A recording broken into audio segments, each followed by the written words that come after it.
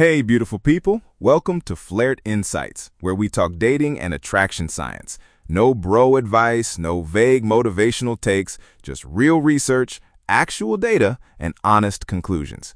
I'm your host, and today we are going after one of the most quoted and most misunderstood rules in modern dating, the N/2 + 7 rule. You already know it. Maybe you've used it. Maybe someone used it on you. Divide your age by 2, add 7, and that's your floor. Drop below that number and suddenly everyone has opinions. And here's the thing, the rule sounds legitimate. It's got math in it, it's clean, it feels like someone actually studied this. They didn't. The N/2 + 7 rule has exactly zero scientific basis. It's spread across the internet like a meme, got repeated enough times that it started sounding official, and now gets cited with total confidence by people who have never read a single study.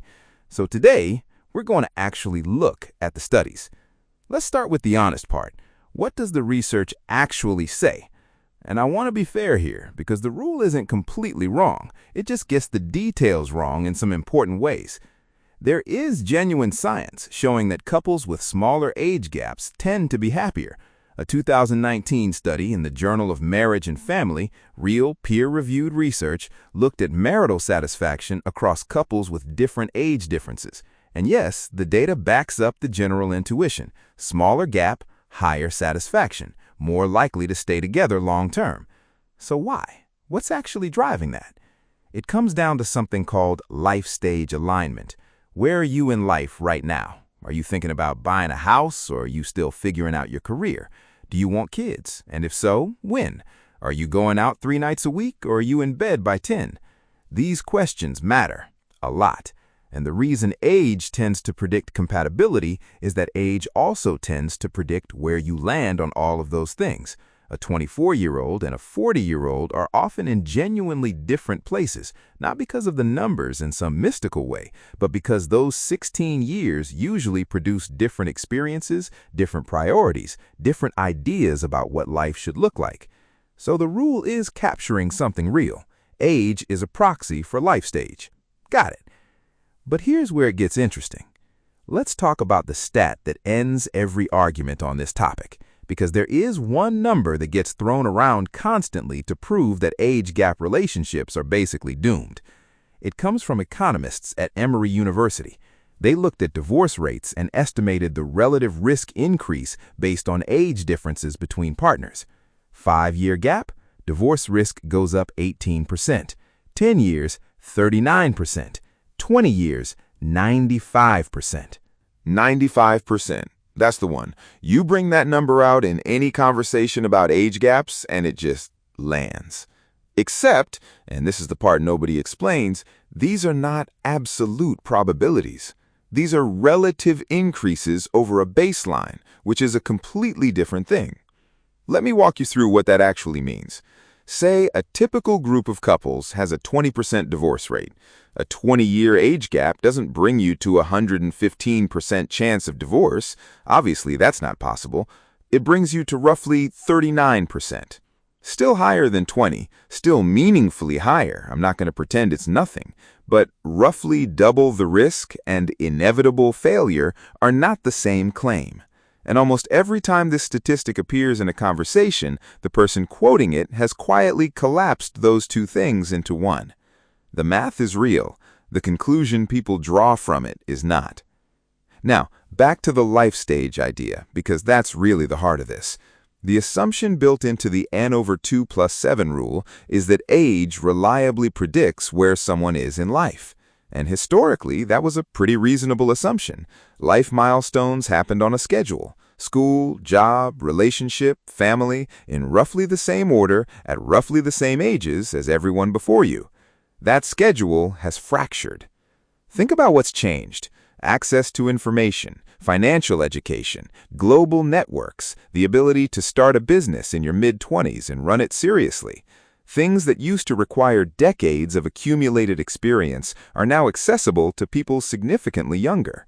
A 26-year-old who has been managing a business, making complex decisions, dealing with real professional consequences, that person might be in a far more similar life stage to a 38-year-old professional than the age difference would suggest. The proxy is doing less work than it used to. The underlying variable, life stage alignment, still matters, absolutely, but age is just standing in for it. And when the two diverge, the proxy breaks down. Now I want to get into something even more fundamental. A 2025 study by Paul Eastwick and colleagues, the largest study of its kind, over 10,000 participants across multiple countries, looked at what actually drives romantic attraction and compatibility. They called it ideal partner preference matching, which sounds academic, but the concept is simple. Do you actually end up with what you say you're looking for? The result? When people found a partner who matched their stated values, their goals, their personality preferences, the effect was real and consistent. It was a modest effect in statistical terms, but it showed up reliably across cultures, across age groups, across different types of relationships. What mattered even more than specific trait matching was how desirable someone came across overall. The best predictor wasn't whether your partner ticked every box on your stated list. It was whether your partner was genuinely attractive to people broadly and whether you perceived them that way. Notice what's not in that finding. Birth year. Not the main driver, not a significant independent variable. The traits, the values, the overall presentation, that's what was doing the work. Age wasn't the variable. Who you are was the variable. Okay, I want to spend a minute on something that isn't a study, but that I find genuinely interesting. You've seen these posts online, the "Why didn't I meet you 15 years ago" format, where one person was in kindergarten when the other was already working. The comments are completely predictable. Judgment, theories about motives, the occasional unsolicited diagnosis. But here's what I always notice. Scroll far enough and you will almost always find the same thing. A handful of people saying they're in exactly that situation, years together, happy, bought a house, just celebrated an anniversary, their kids are grown. That's not a statistical argument, I want to be honest about that. It's just a reminder that the population of age gap relationships isn't uniform. Some fail, some don't. The number alone doesn't tell you which one you're in.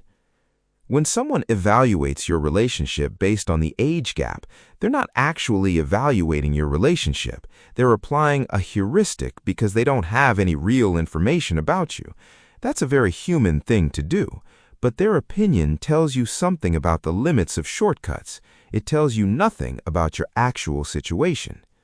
So, what's the honest conclusion here? Dating someone closer to your age probably gives you better statistical odds. That's real. The life stage alignment effect is real. The divorce risk data, read properly, does increase with the gap. I'm not going to pretend otherwise.